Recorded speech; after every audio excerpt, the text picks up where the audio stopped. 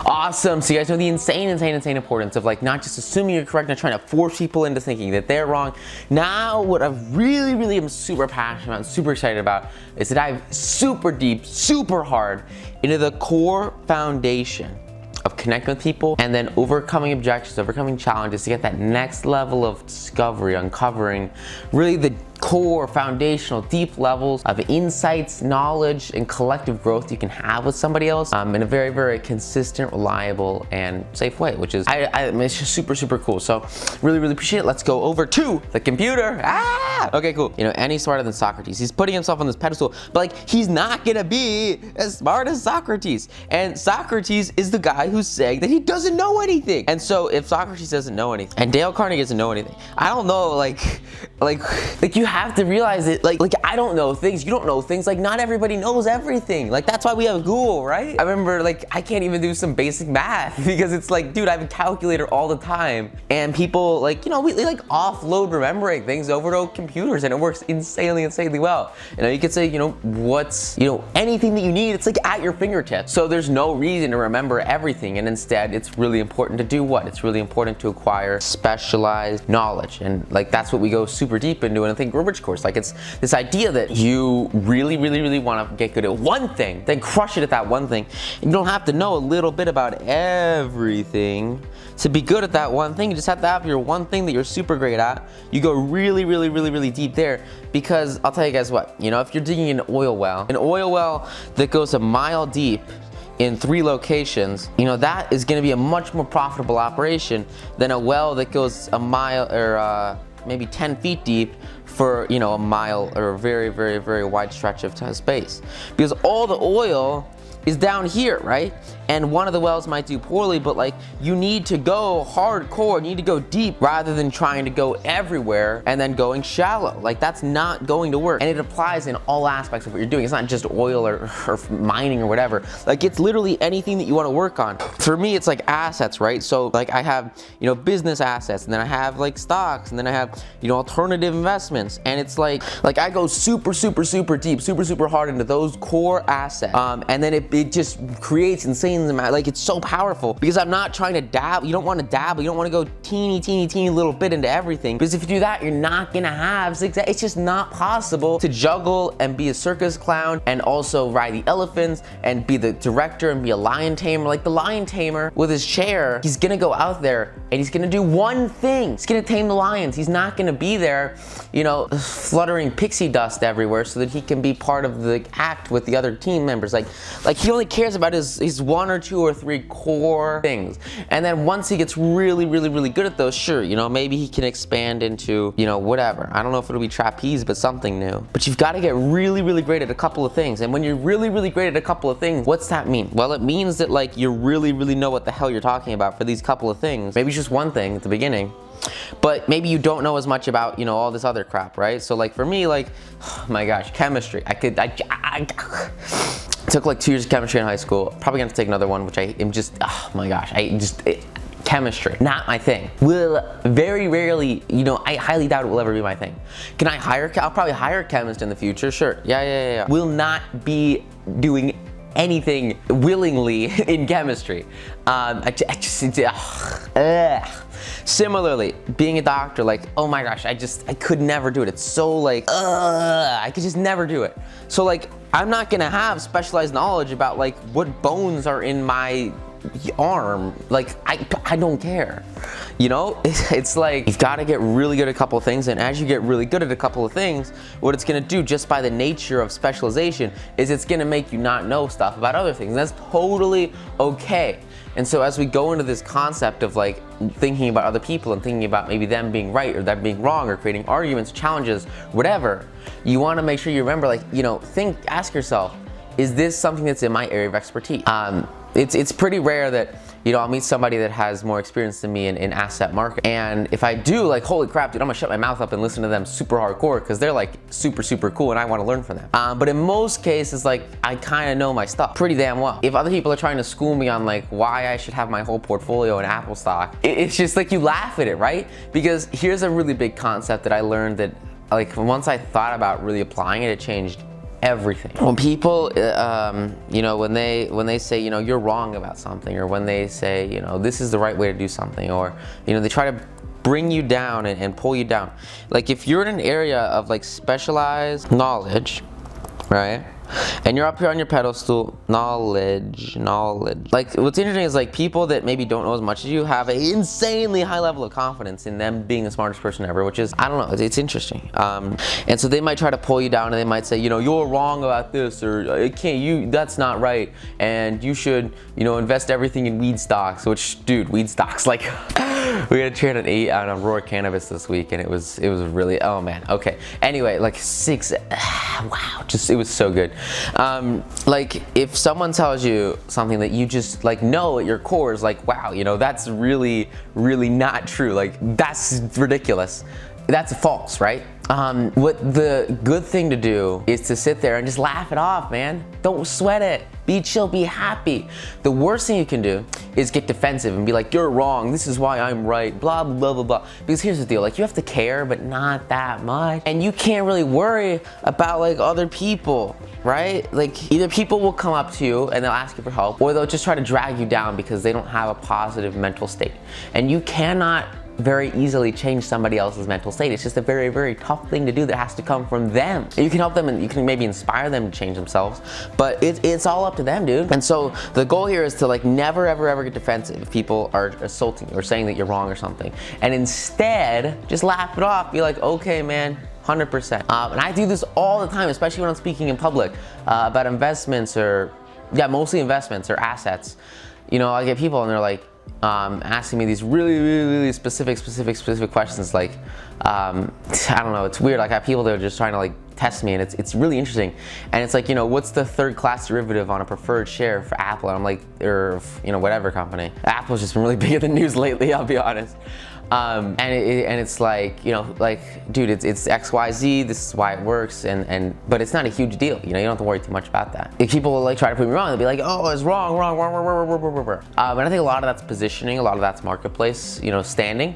But like, you've just gotta laugh it off and not care that much. And at all costs, you want to ignore disagreements, and you want to focus instead on only agreeing with people, right? Or at least like only agreeing with people on things that matter. Like you've got to like just stop paying attention to shit that does not matter. You know, like the 5 people, like if someone comes up to me on the street and it's stuff that doesn't matter, like I don't care. You know, it's like you only want to put your energy, your time, your effort, your focus, and like your charisma towards things that matter, and just ignore the stuff that doesn't. And then like as soon as you do that, it's a game changer, right? Which is so huge, so powerful. And that's kind of the core concept that starts here, right? Like if a person makes a statement that you think is wrong, you know, even if you know it's wrong, it's better to begin by saying, well, now look, I thought otherwise, but I may be wrong. Because you can always be wrong. And so you want to preface it by saying that, right? Because you don't want people to feel like you're forcing things onto them. I frequently am, right? You want to tell people like, look, I want to give you the opportunity and the right to criticize me. Because like that's so important. Remember, there was this one lady, she was working at Facebook, and she like was one of the chief, you know, C-suite, you know, everyone was reporting to her.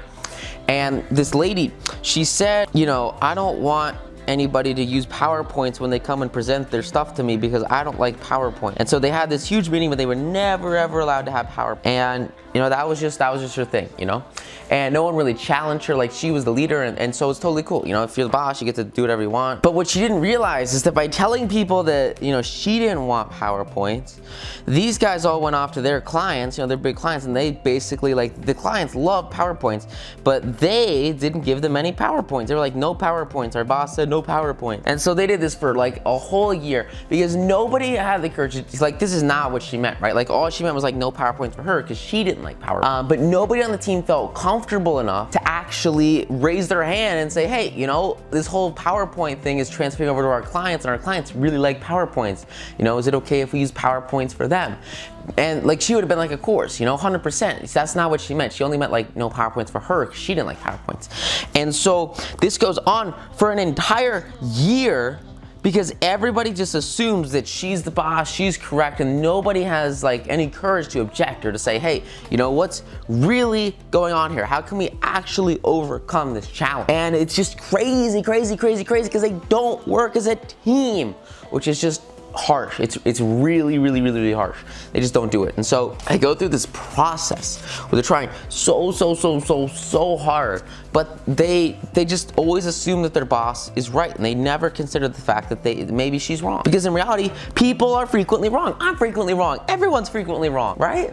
It shows in so many circumstances. And so they do this for an entire year. They're giving all these presentations, and then at the end of the year, they have this huge event where everybody comes together, all the employees, all the clients, and they have this big seminar, this big presentation, this big keynote event. And this boss lady, since she's pretty high up, like, she's here to speak, right? And she's gonna talk in front of everybody. And all of her, sort of her direct reports, you know, they're like, what are you gonna say about PowerPoints? She's like, what do you mean? And they're like, you know, all of our clients are freaking out because there's no PowerPoints. She's like, dude, are you serious? What? Because she had no clue that what she said about PowerPoints had translated over to their client. Because that's not what her intention was, that's not what her goal was, that's not what the point of it was. But nobody let her know that that was happening. And so she gets up here on stage and she spends like 40 minutes just apologizing. She's so sorry, and she was completely wrong. She publicly admits immediately that she made a mistake and she should have been more transparent. And she asked people to raise their hand and say, look, you're wrong. Now you have to do it carefully, you have to do it gently, but it's so important to be open to criticism and to say that you can be wrong, and to be like, and I don't know, like, once you guys start making your first investments, if you haven't already, and you have your first winners, first losers, like, that's one of the most important time periods of your investing life, because you realize that, like, oh crap, you know, I can be wrong, and I can also be right and make a whole lot of money, and I can be wrong but just lose a little bit. So it's so important to realize that it's okay to be wrong. Like, if you don't take the shot, you're not gonna miss it. And so it's great to miss shots. It's great to have losing positions because you're going through the process, and you have to like you're not gonna make every single free throw you try to throw. Even if you throw it underhand like the pros, you're still going to what? You're still gonna miss shots, right? You're never gonna have 100% accuracy with anything that you do, especially investments. And so it's so crucial to raise your hand and say, you know, like, this is what I did wrong. This is how I can avoid it in the future. And this is how I can get better over time. And that's really, it's exactly what, like, you want to do here, because, you know, people want to be put right very carefully. And so as you talk to people, there's this phrase that he uses, and we went through like half this phrase, but I'm gonna read this whole phrase to you because this phrase is so powerful. And what it'll allow you to do is to step up, especially in the face of authority, and say, hey, you know, I'm questioning the logistics behind this. What do you really think about this here? And here's the phrase, okay? Well, now look, I thought otherwise. And you can replace I thought otherwise with, you know, I'm not sure about this, or I think we should do something else, or I believe in a different pattern we might want to follow. But I may be wrong. I often am. Frequently, I'm wrong. And if I am wrong, I want to be put right. Let's examine the facts. There's a magic, a positive magic in the phrase, I may be wrong. I frequently am. Let's examine the fact. Because you're giving somebody else the power. You're saying, look, I want you to set me in the right. I want you to let me, I want you to, because people want to help you. People really want to help. If you walk up to somebody on the side of the street, or you just approach somebody in any social situation, it doesn't matter if you're in a classroom, if you're in work, if you're at a party, if you're, out and about, it doesn't matter. If you approach anybody and just ask them a simple question, like, you know, how do you, like the other day, I had to figure out how to get to this big event. And so I said, you know, hey, how do you get to this location? And like people want to help you. Very rarely is someone gonna say, screw off, I'm not gonna help you with directions. Very rarely in the workplace is someone gonna say, screw off, I'm not gonna help you with that project. Very rarely is anybody gonna say, no, I don't wanna help you. Because people get a feeling of significance. They feel amazing when they help other people. It's just a foundational concept of people, right? And so it's so crucial, so key to give others that opportunity, to give them that chance and say, hey, look, please help me. Because nobody in the heavens above, or on the earth beneath, or in the waters under the earth will ever object to you saying, I may be wrong. Let's examine the fact. And that's the most important thing you can do here, is raise your hand and say, look, I might be wrong, let's examine the facts. And write that phrase down and use it over and over again. I may be wrong. Let's examine the facts. Because it puts you in a examine the facts in a collaborative state, right? So instead of it being like, you know, you trying to force something onto others, right? You know, you're up here and you're like, you're wrong, you know, this is the right way to do it, and this is how you must act to succeed. Instead of that, what you're doing is you're totally changing all of the positioning with the work that you're doing, right? And you're fundamentally allowing the other person to come in and be part of the growth, part of the conversation, part of the development, which is so huge, so critical, because people want to help you when they feel like they're part of the process, when they feel like they're important, when they feel like they're significant. And so what you're doing is you're taking that other person, that could be a group of people or it could be just one person, doesn't matter. And what you're doing by asking this question and saying, you know, I might be wrong, you're creating a common goal to work towards, and it's a common goal to answer the question, right? And as a team, instead of you like forcing the way onto others and then being like, this is the answer, now what you're doing is you're getting rid of this forced, or, you know, work, and you're going on a common journey alongside this other person, and you're going through the exact same experiences, the exact same epiphanies, the exact same everything to get to that end result, to get to that answer. And so because you're going through the same process, you're gonna have the same realizations, the same understandings, and it's gonna be so much easier to understand, wow, you know, I was wrong, this is why I was wrong, and I'm so thankful for you revealing to me why I was incorrect. I'm glad we could get to this end result, this end answer. Similarly, if you're right, the other person is gonna say, wow, you know, I was wrong. I really appreciate you going through this process with me to get to the right answer, and now I know the exact answer, and it's what you said, and you're right, and I really appreciate it. Really appreciate it. Really appreciate it. How powerful would it be if instead of correcting somebody and then feeling like you're a total jerk or something, what if instead of that, you went through this process together, you got to this end result as a group, as a team, as a unit, and then when you get to the end, they say, thank you. I would have never done this on my own. I can't express how much this means to me. I really appreciate you telling me that I was wrong. Except you didn't tell them they were wrong. You brought them through a process to go from where they were to the correct answer. You did it together. Because you did it together, because you did it collaboratively, they will appreciate it and they'll get the right answer in any aspect of what you're working on, because you're going through the success process to really get that result, which is just huge. It's like one of the most powerful ways you can actually communicate with others and have the success you want. Most importantly, have that intimate, deep connection that's going to lead to the best result possible, not just for yourself, but for everyone involved, which is just, it's just huge. It's huge. So that's the core, that's the mission, that's the method, that's the secret strategy you can use to absolutely just crush those connections, crush the social relations, and really get on the same level as others so that you have the same impact, which is just so powerful, so huge. So I hope you get a ton of value from this module. Go out there, apply it, and just absolutely crush it. And I will see you in the next module. Thank you guys so much. Bye.